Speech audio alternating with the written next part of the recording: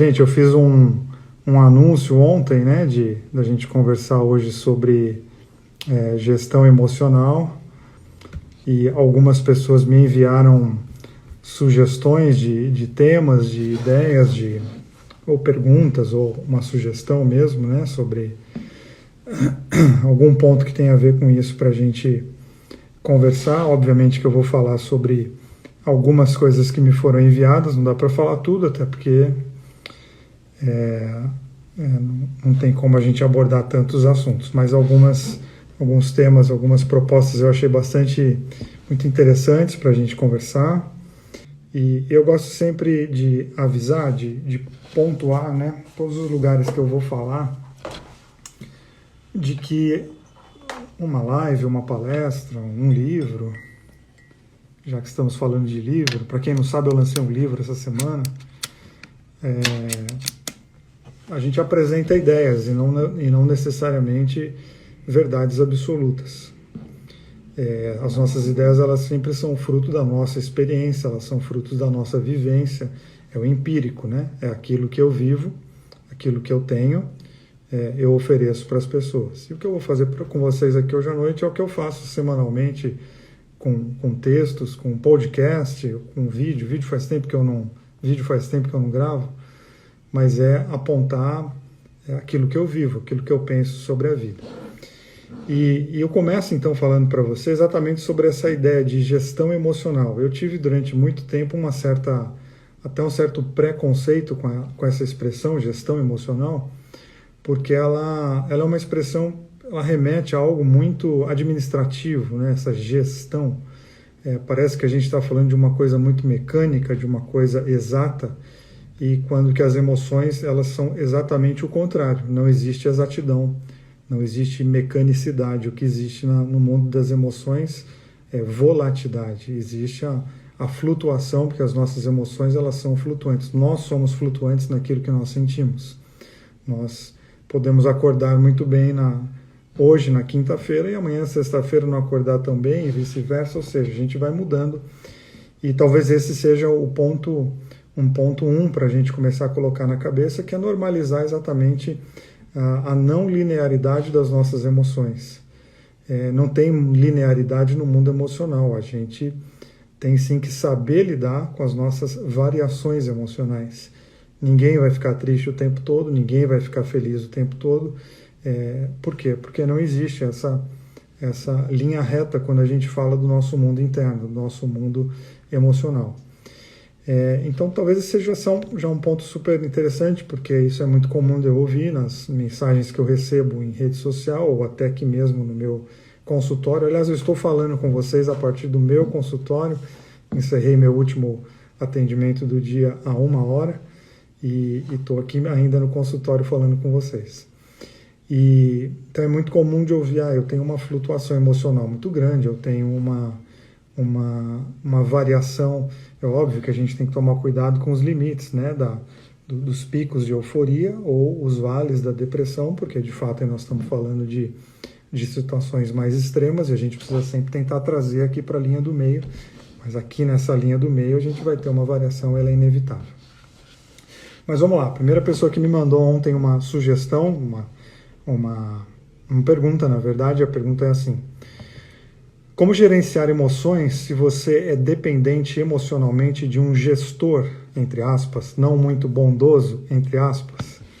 Está usando de uma certa ironia aqui para falar de alguma pessoa que tem um tratamento, eu entendo que abusivo ou até tóxico. Eu poderia... quero lembrar vocês também que, obviamente, eu não estou respondendo a uma pessoa, porque eu não vou responder... por exemplo, essa pessoa que mandou essa pergunta eu não conheço. Então eu não estou falando daquele caso específico dessas duas pessoas, eu estou falando em termos gerais aquilo que eu poderia dizer sobre um assunto em termos de todo mundo que está aqui nessa live, inclusive para mim mesmo. Que é a dependência emocional. Mas quando a gente pensa assim, né, quer dizer, como que eu gerencio o fato de outra pessoa estar gerindo a minha vida? Tem até uma contradição na própria pergunta. E acho que uma questão muito importante da gente já responder de cara é por que tem outra pessoa gerindo a minha vida? Por que que tem alguém que está no controle da minha vida que não sou eu mesmo? Porque ninguém tem que controlar a tua vida que não seja você mesmo. Ninguém pode, de alguma maneira, decidir o que você é, o que você não é, o que você vai fazer ou deixar de fazer. A gestão da tua vida não pode ser terceirizada, ela é com você.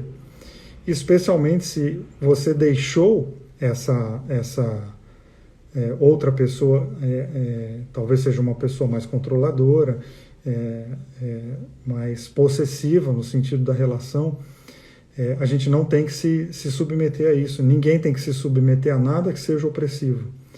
Ninguém tem que se submeter a nada que não gere vida. A gente tem que sim lutar contra todos os sistemas opressivos. A gente precisa tentar de alguma maneira sempre se posicionar, e a gente precisa, num longo prazo, claro que não é num curto prazo que a gente faz isso, mas num longo prazo, tentar inclusive sair dessa relação, porque relações tóxicas não têm que ser mantidas, relações tóxicas têm que ser excluídas, seja ela qual for, seja lá com quem for. Então tome muito cuidado para você não submeter a tua vida a alguma coisa, ou alguém, alguma história, alguma situação que isso acabe gerando em você mais dor de cabeça, mais tristeza do que qualquer outra coisa. Principalmente se a pessoa que está dominando de alguma maneira a tua vida, ela não é bondosa, como está aqui entre aspas, né? A gente não tem que se submeter a nada disso. Mas, sem responder diretamente a essa pessoa, repito, porque eu também não sei quem eu diria, tome muito cuidado quando você parar para pensar, nossa, tem alguém gerindo a minha vida, tem alguém decidindo a minha vida. Você precisa fazer essa autocrítica. Por que tem alguém dirigindo a minha vida? Porque você não tem que dar o comando da tua vida para ninguém que não seja você mesmo, você mesma. A vida é tua e você tem que lidar com isso. Lembrando que às vezes, inclusive, é muito confortável passar essa gestão para outra pessoa. É muito bom ter alguém que decida por nós. Tem um ganho secundário aí, a gente se diminui, deixa outra pessoa decidir por nós, e inclusive se as coisas derem errado, a gente tem quem culpar. Essa vida não vale a pena. A gente precisa aprender a assumir os riscos de tomar decisões, a gente precisa assumir os riscos de errar e saber lidar com os processos de erro, porque errar faz parte da nossa vida.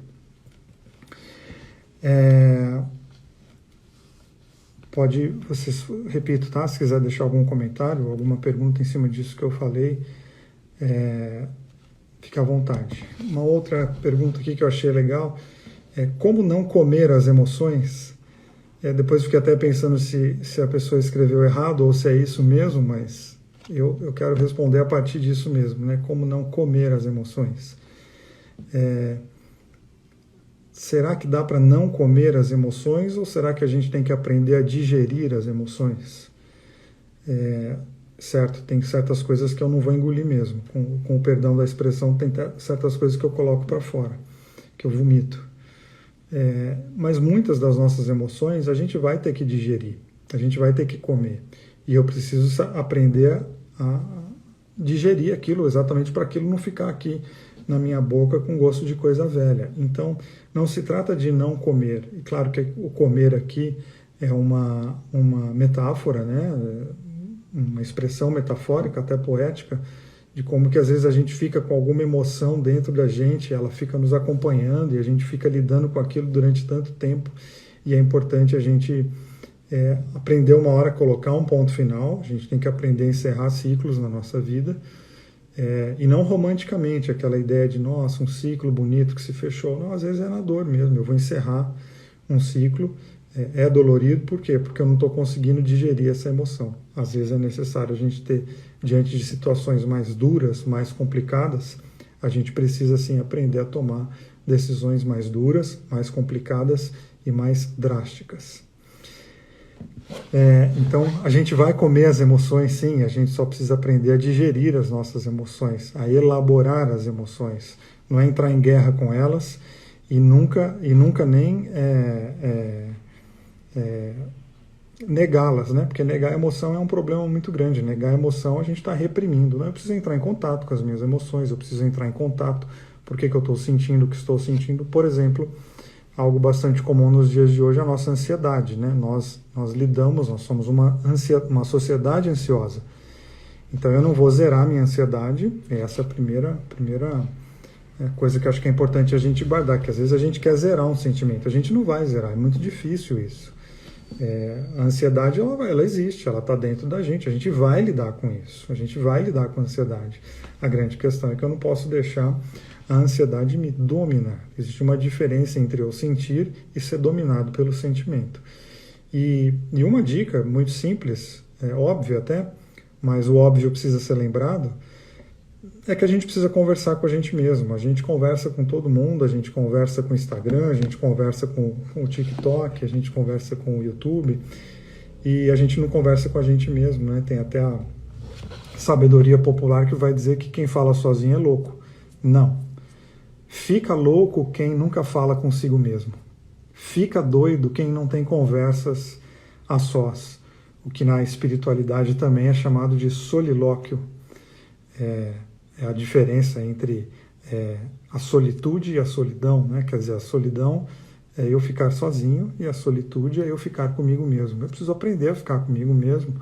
Tem inclusive um poema muito grande, muito lindo da Clarice, eu já postei ele aí, dá uma fuçada no meu Instagram que você vai encontrar esse poema, onde a Clarice fala sobre a beleza da gente aprender a ficar com a gente mesmo, e a hora em que a gente aprende a ficar com a gente mesmo, a gente deixa de se sentir só, porque nós temos uma companhia. E a gente precisa aprender a conversar com a gente mesmo, quer dizer, por que que eu estou assim? Por que que essa ansiedade está desse tamanho? E às vezes muitos dos nossos processos ansiosos, de querer inclusive resolver coisas que estão totalmente fora do nosso controle e totalmente fora da nossa possibilidade de resolução. A gente fica sofrendo por antecipação por coisas que estão fora da nossa capacidade de resolver. E a gente precisa aprender, então, opa, isso aqui eu não vou resolver, ou isso aqui não dá para eu resolver hoje, deixa eu colocar, virar minha atenção para outra coisa. E aqui eu emendo com outro assunto, que é essa questão do foco, que a gente ouve muito hoje, principalmente em palestras motivacionais, que a gente precisa ter foco, a gente precisa ter foco e a gente precisa ter foco. É verdade, a gente precisa ter foco, mas eu preciso muito, muito, muito questionar aonde está o meu foco. Qual é o meu foco? Porque de repente você está super focado, super focada numa coisa que está te detonando. De repente você está super atento, super focado em alguma coisa que você tinha que estar deixando de lado, em alguma coisa que não deveria estar tomando a sua atenção. Então essa é uma pergunta super importante das conversas que a gente precisa ter com a gente mesmo. Uma das perguntas por que eu estou dando tanta atenção para isso? Essa é uma pergunta e eu preciso responder. Por que determinados assuntos estão ganhando tanto espaço dentro de mim? Por que determinadas pessoas ganham tanto espaço dentro de mim? E essas conversas, elas, obviamente, que elas podem não resolver, eu não estou falando de solução, lembre, nós não estamos falando de soluções rápidas para problemas complexos, que é outro problema da nossa sociedade rápida, porque a gente acha que a gente vai resolver tudo ontem, a gente vai resolver tudo rápido. E o mundo emocional não tem agilidade, o mundo emocional tem processo. A coisa mais comum do mundo é alguém chegar aqui no meu consultório e me perguntar quanto tempo você acha que eu vou ficar aqui. Quer dizer, a pessoa mal chegou e ela já quer saber quando ela vai sair. Porque ela está com pressa. Pressa do quê? A sua pressa é exatamente para quê? Você está indo para onde? A pessoa às vezes está perdida existencialmente, sem um sentido, sem um rumo na vida, e ela está com pressa de sair, mas você ainda nem chegou e você está com pressa de sair. Então, o mundo emocional, ele não trabalha com a ferramenta da velocidade. Nenhum processo terapêutico, eu pelo menos não tenho nenhum interesse em processos terapêuticos que servem fast food, que em 5 minutos você está com as questões ali, a comida está no teu prato. Não, porque às vezes você ficou 40 anos sem se olhar. Às vezes a vida passou e você ficou 20 anos lidando com uma situação só, empurrando, fingindo que não está acontecendo, deixa para lá, depois eu vejo. Não, é importante a gente respeitar os nossos processos. Inclusive, exigir velocidade nos nossos processos de cura é uma agressão com a gente mesmo, né? Quer dizer, eu entro num processo de me conhecer e eu preciso me conhecer em 7 dias. Você está se violentando novamente, você está se ferindo novamente. Por que você está exigindo tanta velocidade de uma coisa que você deveria ter prazer em fazer de uma maneira muito mais bem trabalhada, de uma maneira mais lenta, inclusive essa lentidão, eu uso a palavra lentidão, talvez porque eu não tenha recursos linguísticos para usar outra palavra, mas não é lentidão, exatamente porque ninguém pode me dizer se eu estou rápido ou se eu estou devagar. É o meu tempo, é o meu time. Então lembra disso, quando você entrar num processo de tratar suas feridas, de tratar os seus traumas, não cai nesse desespero de que você precisa, está demorando muito. Quem que tem a régua para dizer que está demorando muito ou que está rápido? Quem que é dono dessa verdade para determinar qual é o tempo que você vai levar para tratar alguma questão na tua vida? E essa obsessão com o tempo, eu acredito que acaba, inclusive, gerando mais dores ainda, mais ansiedade ainda, porque você está achando que tudo ia ser resolvido rápido, né? O Cortella, quem me segue sabe que eu gosto muito dele, e ele fala sobre a miogização da sociedade, né? Que a gente acha que a gente vai resolver as coisas igual o miojo, que com 3 minutos ele está pronto. E ele faz um contraponto muito legal de que, em contraponto à miogização, a gente deveria lidar com a pamonhanização. Tem um vídeo ou um texto dele sobre isso na internet. E ele fala assim que no interior, quem é do interior e já teve a oportunidade de participar da produção da pamonha, a pamonha é uma comida demorada, né? Porque o pessoal sai para colher o milho e depois tem que raspar o milho e depois, sei lá, coar o milho. Eu não sei exatamente o processo, mas é algo que começa de manhã e termina à noite.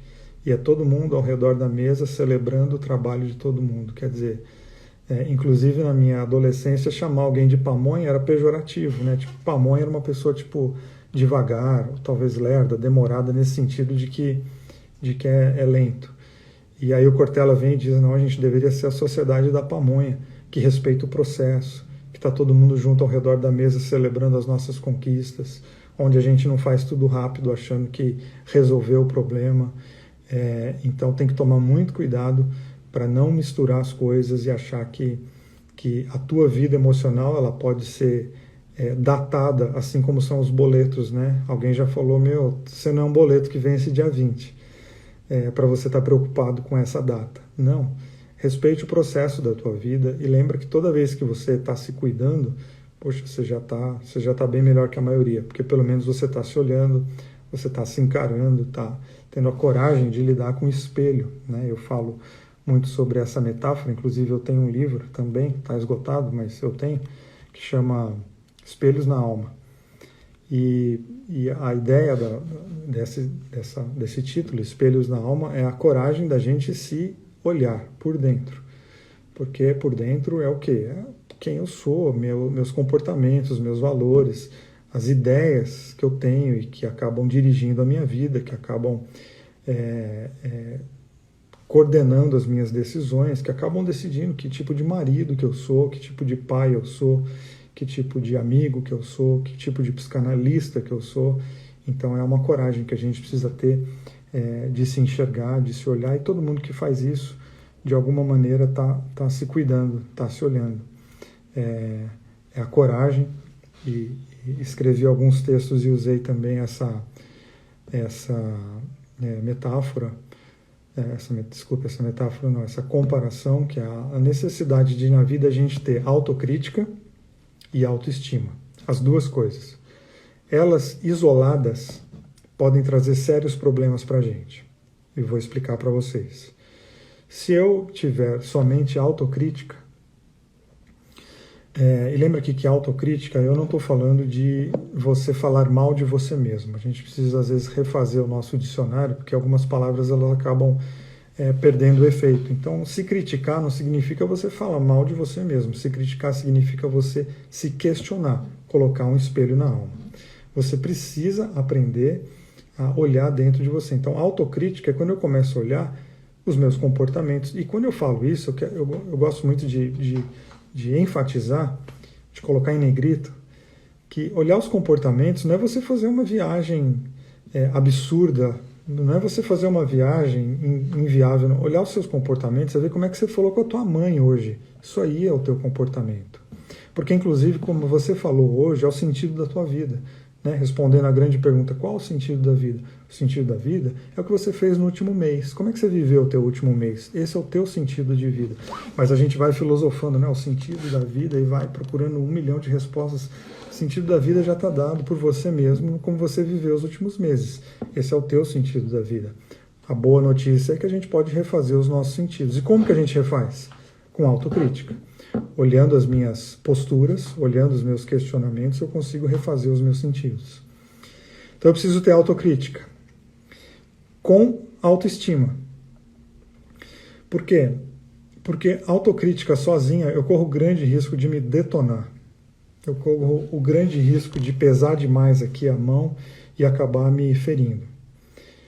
E eu preciso fazer isso com autoestima, com exercício de autoestima. Mas eu também não posso ser só autoestima. Por quê? A autoestima, ela, quando sozinha, ela pode me fazer arrogante. Porque a autoestima é o quê? Eu vou valorizar as coisas bonitas que eu tenho, porque todos nós temos. Você pode estar num processo de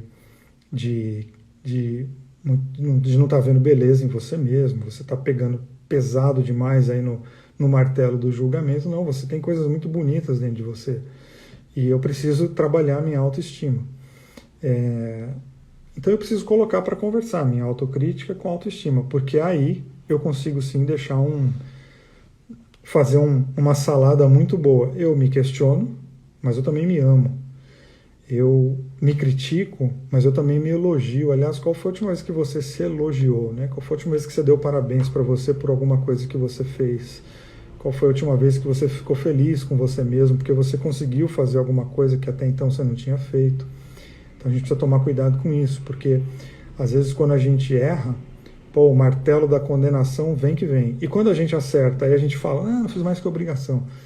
A gente precisa trabalhar isso, de aprender a celebrar nossas conquistas, por menores que elas sejam, elas precisam ser celebradas. Porque ao contrário disso, é a gente dar para o negativo, é a gente dar para os nossos erros, para as nossas vaciladas, um peso muito maior e uma importância muito maior do que para as nossas virtudes, para os nossos acertos, para as coisas bonitas que a gente faz. Então a gente precisa, nesse trabalho de autocrítica e autoestima, a gente precisa trabalhar. Tem algumas pessoas dizendo, eu me critico muito, eu só consigo me criticar. Não se esconda atrás dessa frase, porque isso é auto-boicote. Você precisa começar então a inverter esse jogo na tua vida, porque não adianta ficar com essas frases, porque senão você vai se condicionar a ficar no mesmo lugar. A gente precisa colocar nossa vida em movimento, porque movimento gera movimento e apatia gera apatia. Quanto mais parado você ficar, você vai se paralisar, igual engessar um braço. Se você engessar um braço, ele vai ficar por uma razão que precisa, ok, o braço está engessado, porque precisa, para ser curado. E depois que você tirar o gesso, ele não vai se mexer. Precisa de fisioterapia para mexer. Por quê? Porque paralisia gera paralisia. Então a gente não pode ficar parado, a gente tem que gerar movimentos. Só que a nossa questão é que ela é sempre macro. A gente acha que a gente tem que gerar grandes movimentos. E a vida não acontece no macro, a vida acontece no micro. A gente tem que focar nos pequenos detalhes da nossa vida, porque é nesse detalhe aí que a gente se define. A vida é definida no detalhe. Então, eu tenho uma baixa autoestima. Então, você ficar falando isso não ajuda em nada. Você ficar alimentando isso não vai te fortalecer em nada. Você tem que começar a olhar as coisas bonitas que você tem. Você tem que começar a olhar para as suas virtudes. Você tem que começar agora a prestar atenção no que você tem de bonito. Você tem coisas bonitas dentro de você. E talvez aqui a gente até entre numa outra fala que você pode dizer, não, mas é porque eu cresci num ambiente que foi super pesado comigo. Então, dispensa esse ambiente da tua cabeça. Não, mas eu cresci com um pai que era extremamente rigoroso. Então, não deixe mais esse pai, o rigor desse pai, continuar dominando a tua vida. Agora você tem que assumir as rédeas e colocar um novo padrão de comportamento, senão você está agindo igualzinho a esse pai rigoroso. Esse pai que não te valorizou e hoje você não se valoriza e você reclama do pai, mas você está agindo como ele. Aí você vai dizer, mas Vili, isso que você está dizendo é muito duro, é muito pesado. Sim, algumas coisas da nossa vida, para a gente viver mudanças, a gente tem que lidar com coisas pesadas. A gente tem que lidar com a realidade. Não adianta vir com frasezinha de efeito, não adianta vir com frases motivacionais, não adianta. Às vezes a gente tem que estar com a crueldade mesmo, de entender que eu tive um pai ausente, de que eu tive também uma mãe omissa, de que eu tive um marido que me maltratou. eu lamento demais, mas essa é a sua história. Não tem como apagar isso. O nosso passado é uma caixa lacrada da qual a gente não consegue alterar. Eu não posso alterar o meu passado em sua natureza histórica, mas eu posso alterar na sua natureza emocional. Até agora foi assim, mas hoje eu vou inaugurar um novo momento na minha vida. A gente precisa se autorizar a inaugurar novos momentos, novos starts na nossa vida. A gente precisa aprender a colocar pontos finais, inclusive em pessoas da nossa vida, e inaugurar novos momentos. Eu já citei 1 zilhão de vezes uma frase do Jean-Paul Sartre, que ele diz assim, hoje, mais ou menos assim, né? Agora, hoje, não importa o que fizeram com você, agora a questão é o que você vai fazer com aquilo que fizeram com você. A frase é pesada porque começa dizendo, não importa o que fizeram com você, não importa enquanto valor hoje. Hoje não importa mais, porque está feito. É claro que importa, se te feriu, importa. E, inclusive, importar significa que eu trouxe para dentro. Então, se importa porque está aqui dentro, está doendo, está machucando. Mas e aí, eu vou deixar isso aqui dentro ou eu vou começar a fazer outro olhar, começar a olhar para a minha vida sob outras perspectivas, começar a encarar, olhar as minhas virtudes, eu vou olhar um pouco mais para a minha autoestima. Então entende que tem gente aqui que talvez se ache demais, então trabalhe sua autocrítica. Se você está se achando de menos, trabalhe sua autoestima, mas pare com essas frases do tipo, não, eu sou muito ruim, não, eu não dou conta, eu não... você está fortalecendo a apatia, você está, sabe o quê? Patrocinando a monotonia, você está ficando no mesmo tom, você está se sujeitando a ficar no mesmo lugar, e na vida a gente tem que aprender a levantar e se mexer. Só que levantar e se mexer dá trabalho, a gente não quer, a gente quer alguma coisa mais mágica, né? Um pozinho que caia na nossa cabeça e assim a gente consiga viver outras coisas. Não, isso não existe, não tem pozinho, não tem mágica, tem algo muito mais legal, que sabe o quê? Atitude, postura, decisão, que é você levantar e fazer alguma coisa e depois você vai olhar para trás e falar assim, não foi pozinho, fui eu. E essa alegria, é muito gostoso poder viver isso e olhar para trás e falar, não fui eu fiz. É óbvio que eu faço com a ajuda de outras pessoas, tem gente que vai estender a mão para mim, tem gente que vai... não tem problema, não, é bom ter pessoas que nos ajudem. O que a gente não pode é ficar se auto-boicotando e travando processos, inaugurando processos bonitos na nossa vida. Vamos lá. Está aqui, como desenvolver o amor próprio. Acho que eu já respondi aqui nessa última fala, né? Com pequenas atitudes, com outros olhares, saindo do lugar, saindo da comodidade da mesmice. Porque acredite, às vezes tem um lugar que é extremamente ruim, mas a gente fica nele porque a gente está acostumado com ele. Inclusive deram para isso o nome de zona de conforto. Zona de conforto nada mais é do que o quê? Um lugar onde nossa vida está totalmente desajustada, onde as coisas estão totalmente fora do lugar, mas a gente não quer mudar. Aí inventaram um nome bonito para isso, que é zona de conforto. Não, não é confortável, é horrível isso aí. Você precisa levantar, agora dá trabalho. E o Rubem Alves diz isso, né? Que muita gente quer se mudar para um lugar mágico, mas pouca gente tem coragem de levantar, fazer as mudanças e começar a caminhar para esse lugar mágico. Então, a vida é movimento. A vida não é frase pronta. A vida é a atitude. Então, se você pode, entre num processo psicoterapêutico. Eu sei que isso demanda tempo, eu sei que isso demanda dinheiro, mas se você pode, faça isso, porque talvez exatamente o que você precisa é iniciar esse processo. Aí você vai dizer assim, Ovile, ao indicar um processo psicoterapêutico, você está advogando em causa própria? Não, eu não estou advogando em causa própria, eu não preciso fazer isso aqui, eu estou advogando em tua própria causa. Você precisa disso, eu preciso disso, e isso não é defeito, né? Isso é a gente encarar a nossa humanidade, se a gente aceitar que somos seres humanos e tem momentos da vida que eu não vou conseguir encarar sozinho, eu preciso de alguém me dando força. Então, como que eu desenvolvo o amor próprio? De uma maneira leve, no dia a dia, lembra, é microgerenciamento, é coisa pouca. Vocês sabem que eu sou corredor de rua, já corri algumas maratonas, estou nesse momento aqui que eu estou falando com vocês, nessa live eu estou treinando para uma maratona que eu vou correr em novembro. E muita gente fala, nossa, eu nunca correria uma maratona. Não, você que fala essa frase não mesmo, porque você já está inclusive sentenciando que você nunca correria, então como é que você vai correr? Né? Se você chega e diz assim, eu nunca vou correr uma maratona. Não, claro que não, você acabou de dizer que não. Eu nunca vou escrever um livro. Não, claro que não, você acabou de dizer que não, porque você já está confirmando que você não vai escrever nada, que você não vai nem tentar escrever uma página, então você não vai escrever um livro. Eu nunca vou correr uma maratona. Não, porque se você não correr 200 metros, você nunca vai correr 42 quilômetros. Mas é possível todo mundo aí correr uma maratona? Sim, é possível. Se é possível para mim, é possível para vocês. O que a gente tem que ter? Tem que ter disciplina, tem que ter vontade, né? Porque tudo na vida começa com um negocinho chamado desejo, e a partir disso um outro negocinho chamado disciplina. E dá para correr uma maratona daqui a um mês? Óbvio que não. Claro que não. Vai começar com o quê? Com pequenas mudanças no teu dia a dia. Então, quando você começa com pequenas mudanças no teu dia a dia, um dia você corre 1 quilômetro, um ano depois você corre 42. A vida acontece com decisão e com microgerenciamento das minhas pequenas coisas. Para pensar quantas pequenas... faz o seguinte exercício, você que acredita que a vida só muda com coisa grande. Quantas decisões grandes você tomou essa semana, hoje é quinta-feira, e quantas pequenas decisões você tomou até hoje? Eu te garanto que talvez grandes decisões, eu posso te dizer, grandes decisões essa semana eu não tomei.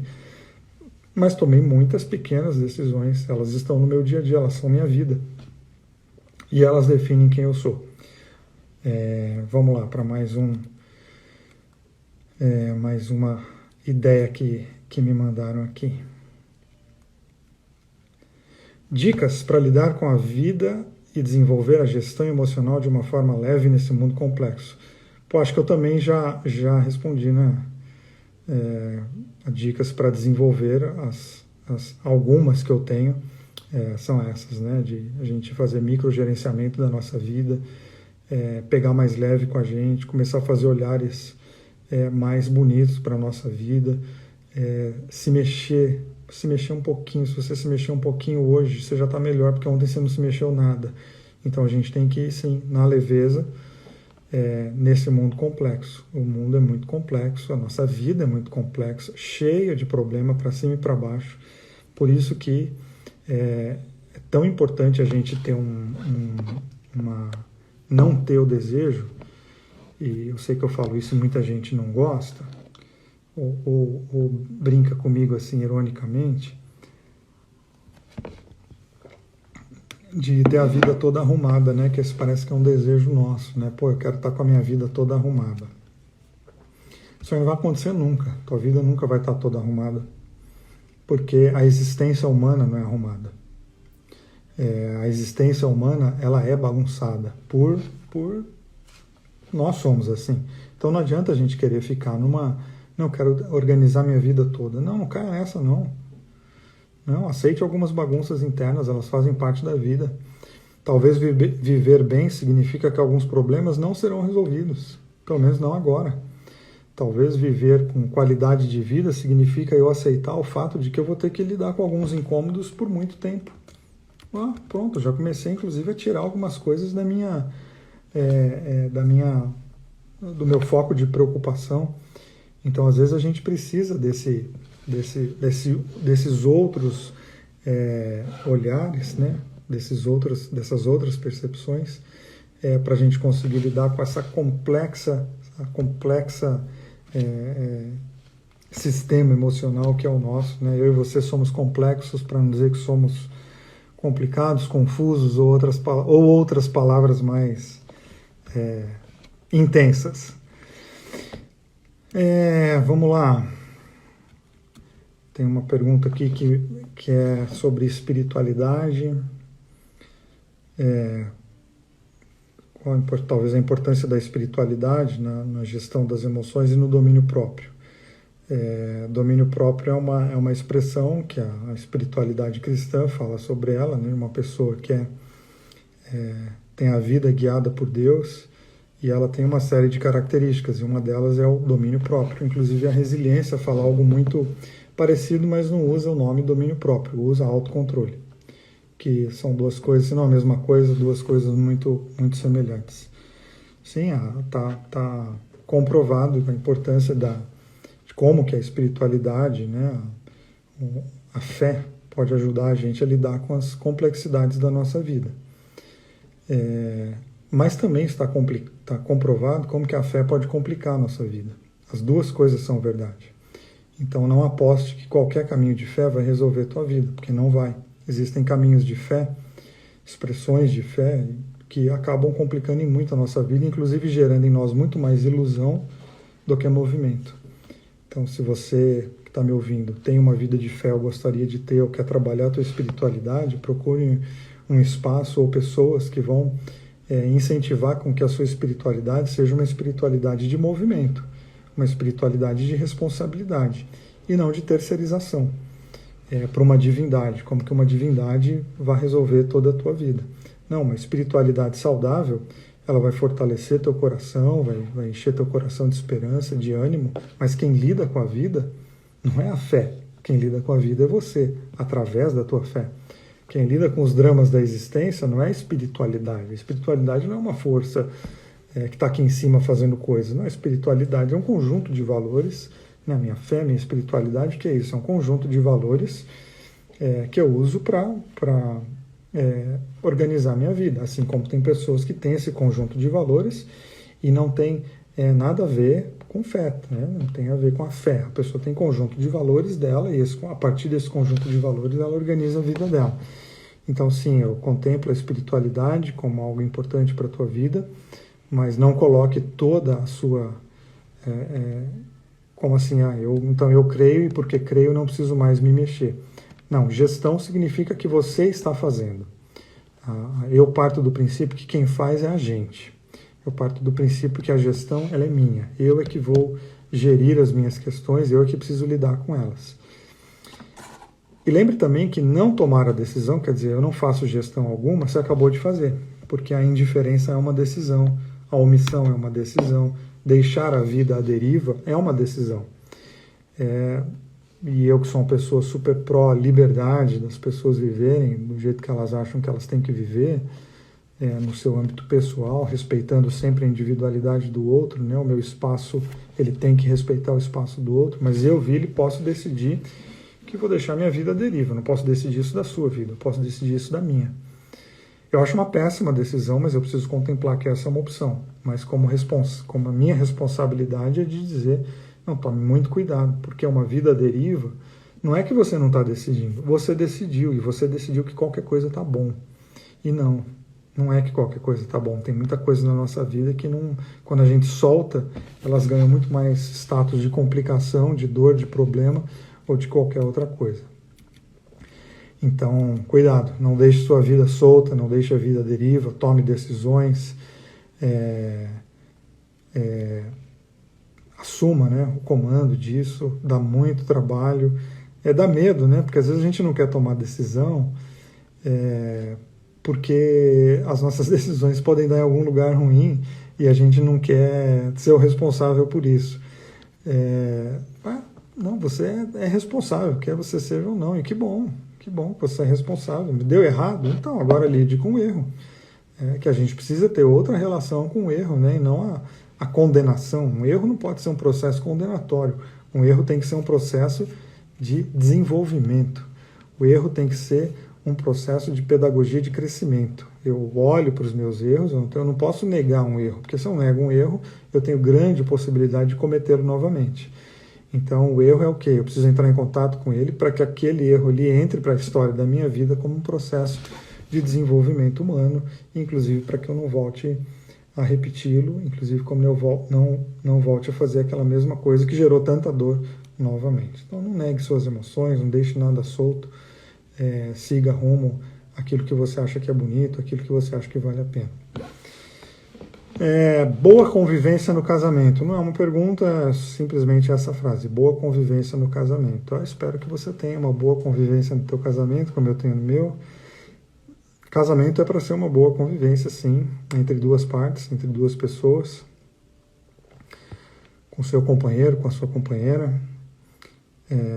E eu entendo casamento, união entre duas pessoas.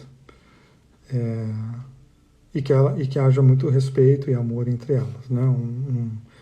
Um relacionamento, para mim, ele tem que ter igualdade e algo que, não sei se será essa a questão, mas eu vou entrar nela,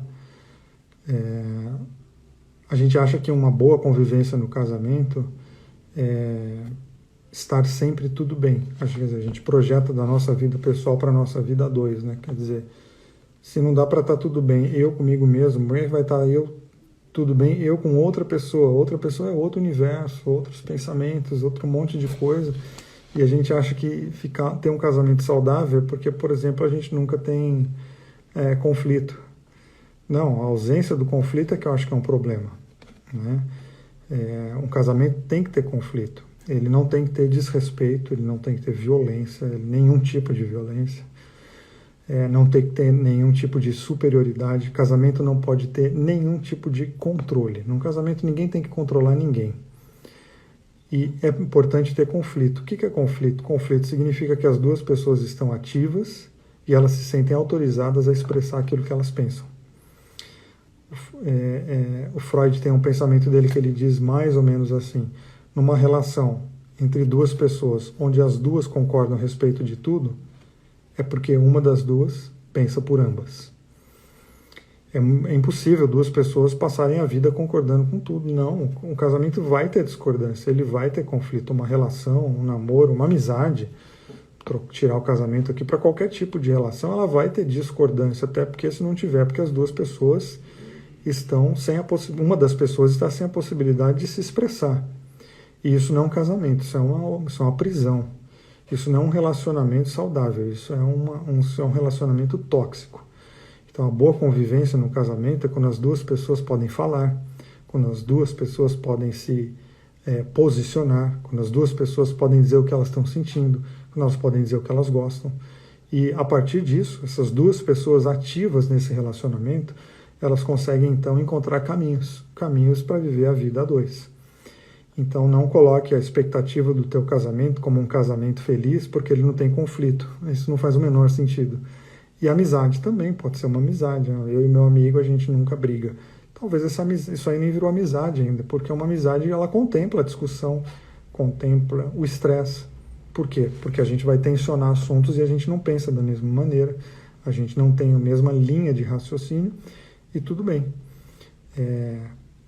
Esse casamento sem briga aquela calmaria, né? Só que a gente precisa tomar cuidado, porque às vezes a calmaria é uma paz podre, que o Rapa cantou, né? Que paz sem voz não é paz, é medo. Então, uma pessoa que não tem voz, ela não está em paz, ela está oprimida, ela está reprimida, ela está com medo. E isso não é saudável em relação alguma. Então, onde há o respeito, onde a gente tem uma possibilidade de crescer, né? Sem se sentir superior um ao outro, sem impor questões um ao outro, mas numa construção de conversa a gente consegue chegar em lugares bastante interessantes, nos relacionamentos amorosos, nas afetivos, nas amizades e tudo mais. Vamos lá, mais uma, e eu já também estou falando faz tempo, né? Como desenvolver inteligência emocional quando está desempregado e sem renda? A gente precisa aprender a desenvolver a nossa inteligência em todas as circunstâncias da vida, porque ficar desempregado é uma possibilidade de todo mundo. Não é uma exclusividade de poucos. O desemprego está aí, a gente vive num país com um monte de problema econômico, com um monte de desafio, e faz parte da vida. Então você tem que pegar o momento da tua vida e perguntar o que eu posso fazer dentro do momento que eu estou vivendo. Eu falei aqui da resiliência como o autocontrole, né, da resiliência, e a resiliência ela também nos ensina a fazer análise do ambiente, quer dizer, o que o meu meio, o que esse meu momento de vida tá pedindo para mim, e qual é a melhor atitude que eu posso ter diante disso. Então, quando uma pessoa ela consegue, no meio do desemprego, colocar a roupa, ir atrás do emprego, sentar no computador, escrever o currículo e enviar para um monte de lugar, ela já está num processo de superação muito bonito, ela já está num processo de gerir as suas emoções de uma maneira muito legal. Então, entenda, a gente não tem que viver ganhando, a gente tem que viver tentando.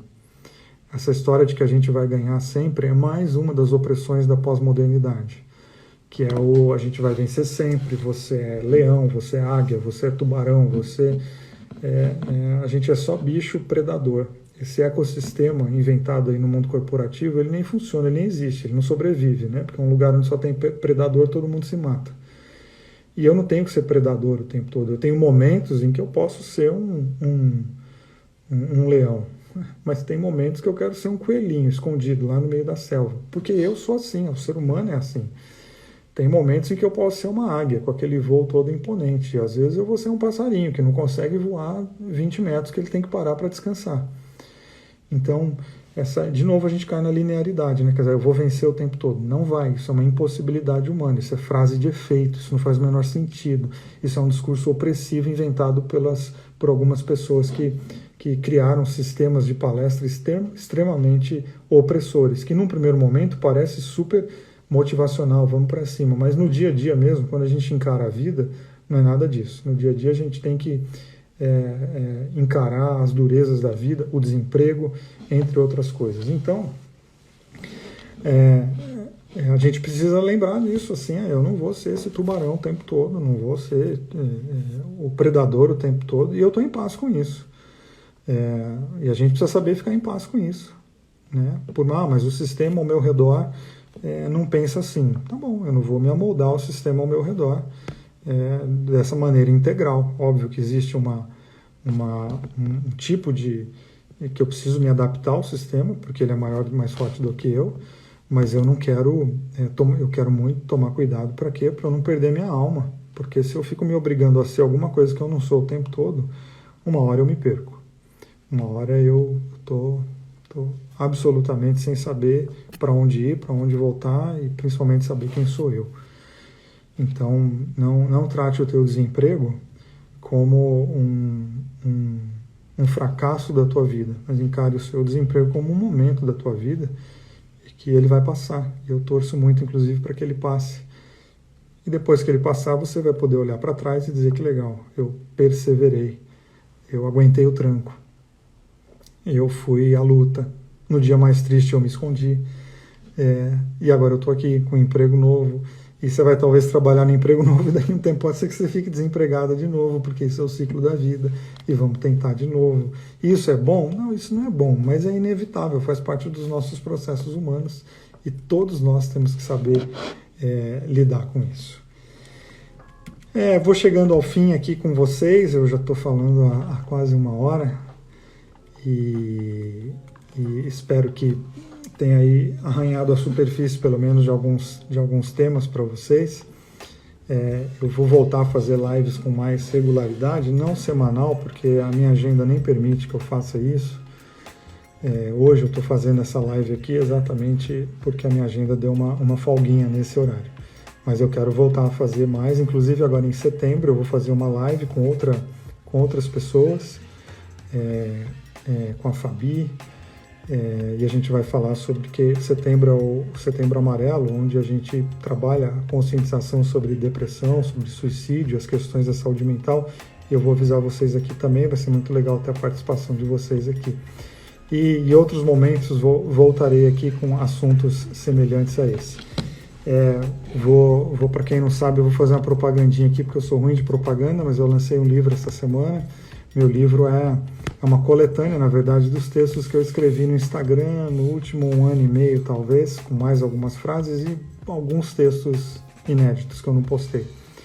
Então não é um livro denso no sentido de pesado, é um livro mais para você trabalhar. Muito do que eu falei aqui hoje, e tentei escrever da maneira assim, mais leve possível. Espero que isso também faça bem para o teu coração. Tem gente me perguntando se vai ficar gravado. Vai sim, vou deixar gravado aqui nesse perfil, se fez bem para você. Se você conhece alguém que está precisando, passa para alguém essa live aqui. E eu volto qualquer hora aí para a gente continuar a conversa. Tá bom? Um beijo para vocês e até mais.